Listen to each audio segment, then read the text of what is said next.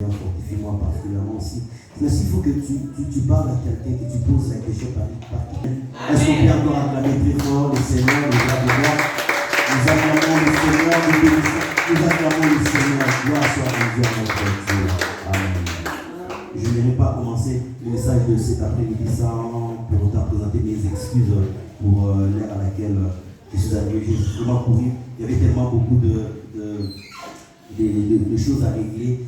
Les 2 au verset 3, à partir du verset 3 jusqu'au verset 7. Je suis dans Luc.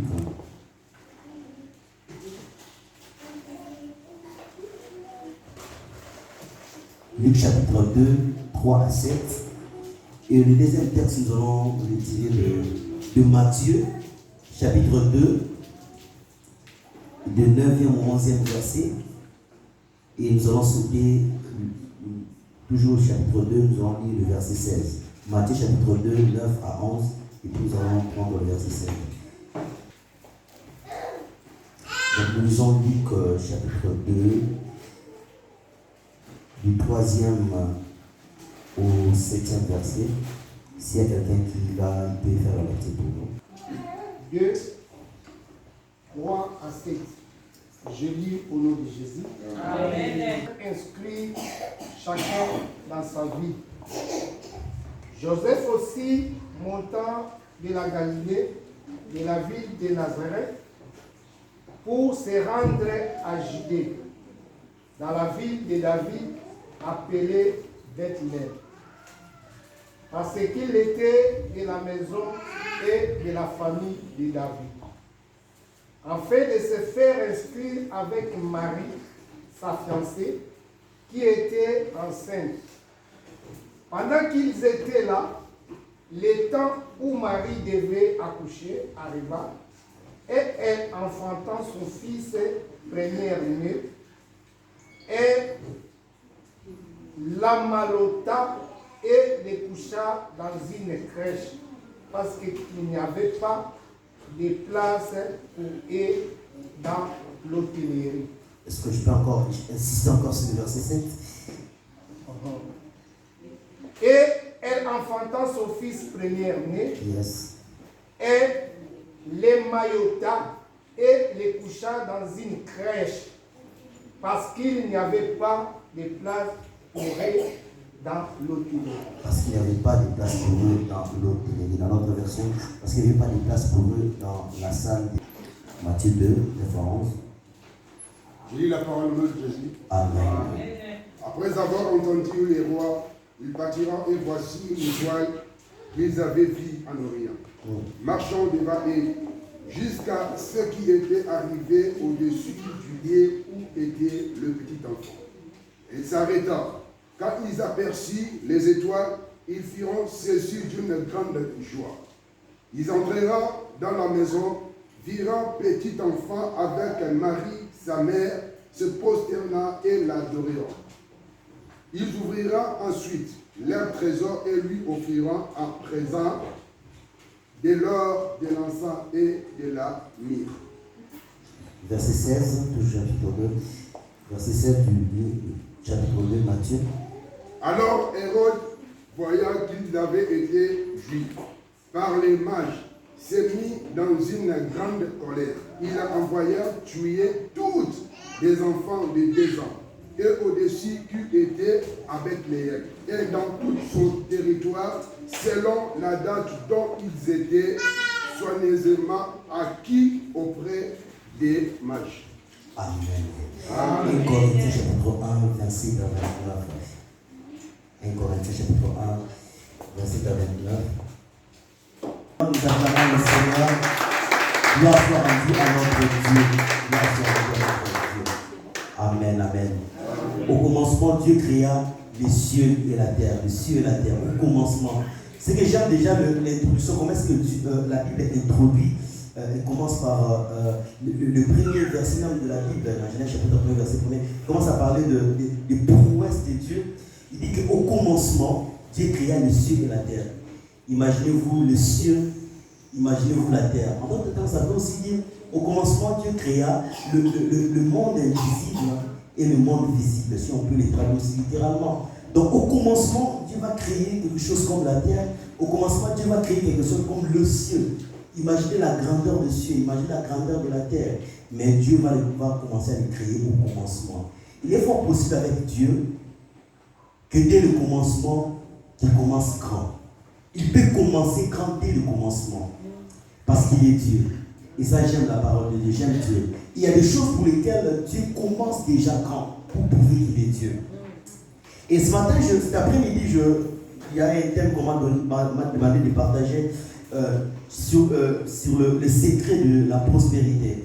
Sur les secrets de la prospérité. Parlant de la prospérité, j'ai essayé de vérifier ce que les dictionnaires est en train de dire par rapport à la prospérité. Il y a certaines versions, il y a certains qui disent que la prospérité c'est le synonyme de l'abondance. La prospérité c'est le synonyme de la progression. La prospérité c'est les synonymes des situations favorables d'une personne. La prospérité c'est l'augmentation des richesses, c'est l'augmentation même du bien-être selon certaines personnes. C'est ça ce qu'ils finissent par définir comme prospérité.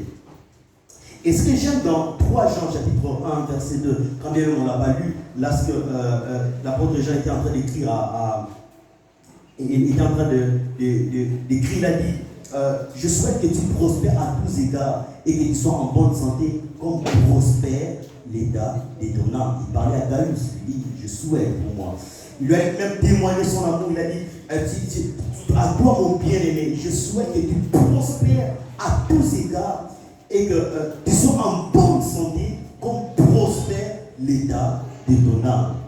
Parlant de la prospérité, je dirais même la prospérité a comme source Dieu d'abord lui-même. Dieu est la source même de toute forme de prospérité.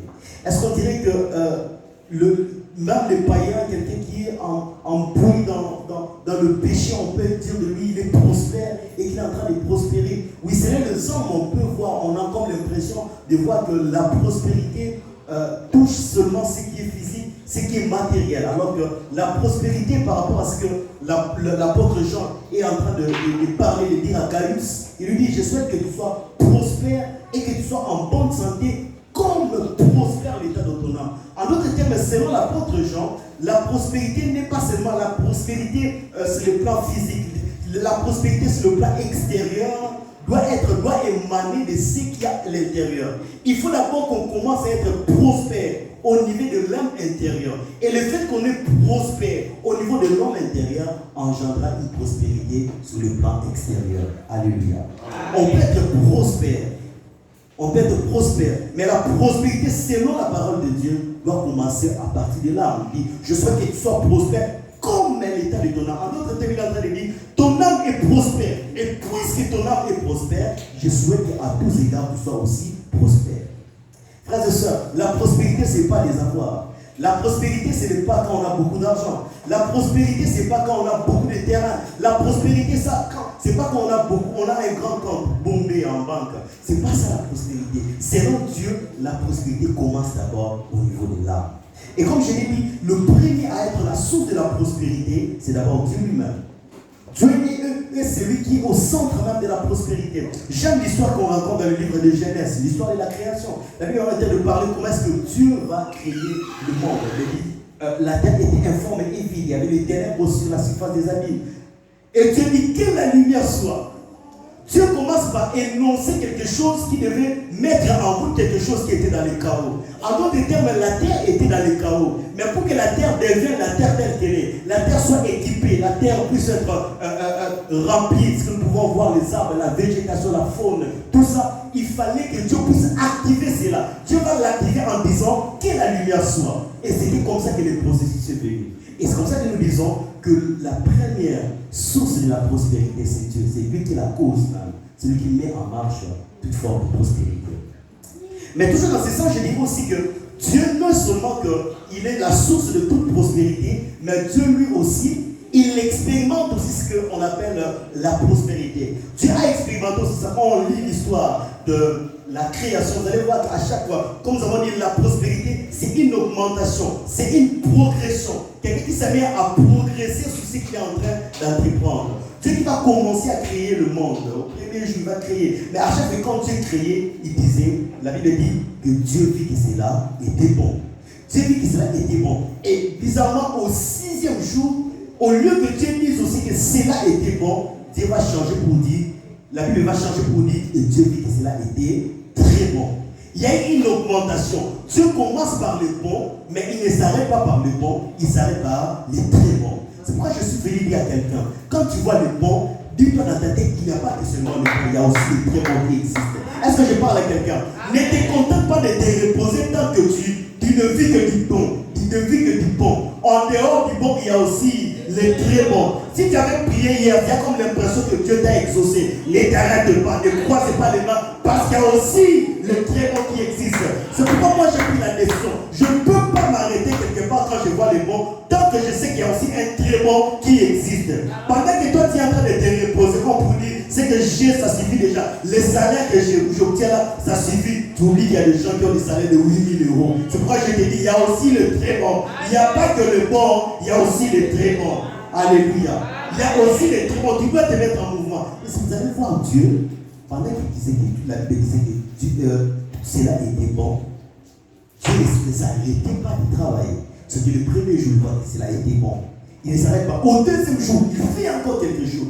Dieu ne s'est reposé que lorsqu'il a atteint les très bons. En d'autres termes, je suis venu dire à quelqu'un, tant que tu n'atteins pas les très bons, ne t'arrête pas. Tu es en train de chercher Dieu dans la prière. Tu es en train de chercher Dieu en retraite. Ne t'arrête pas tant que tu n'as pas atteint les très bons. Parce qu'au-delà même du bon, il y a aussi les très bons qui existent. Alléluia. Il y a aussi les très bons qui existent. Alléluia.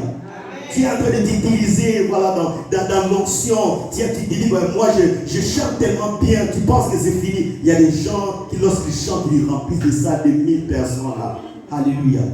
Tu te dis, moi je prêche tellement bien. Tu t'oublies que toi tu penses que tu prêches bien. Les gens comme le pasteur Camille, ils prêchent plus. Fais encore plus grand. Alléluia. Fais encore plus grand. Moi je suis un super modérateur. Tu oublies qu'il y a des gens qui, quand ils conduisent les titres, vous avez encore l'impression que les ciels s'ouvrent. Tu dois viser les grands. Tu dois viser les très bons. Est-ce que je parle à quelqu'un ce matin? J'ai été même le témoin, comme j'ai dit, le témoin de la prospérité. Il était non seulement celui qui devait être le précurseur de la prospérité, mais il était aussi celui qui devait expérimenter la prospérité. Et ce matin, Dieu m'a mis à cœur de pouvoir parler d'un sous-thème, comment activer une saison de prospérité. Là, je vais donner juste une clé pour activer une saison de prospérité. La liste n'est pas exhaustive, c'est juste une de clés. Peut-être qu'il y en a plusieurs, mais je vous parle d'une clé essentielle pour activer une saison de prospérité. Nous avons lu dans le livre de Luc au chapitre 3 qui devait aller vers le recensement. Mais il s'est arrivé que lorsqu'ils sont arrivés, Marie, quand bien même elle était, puisqu'elle était enceinte de Jésus, elle devait accoucher. Mais elle se rend compte que il n'y avait pas d'endroit propice pour qu'elle puisse accoucher. La Bible est en train de parler des hôtelleries. Ils sont partis dans les hôtelleries pour louer des hôtels. Ils ont des hôtels, des maisons d'hôtes, afin qu'elles puissent accoucher favorablement. Mais la Bible est en train de dire tous les hôtels étaient pleins, étaient remplis d'hommes, étaient remplis des hommes. Il n'y avait pas de place pour eux. J'aime même le verset 7. Comment le verset 7 le dit? Le verset 7 est en train de dire clairement qu'il n'y avait pas de place. Je peux lire ça rapidement. Ça, c'est ce qui m'intéresse au fait.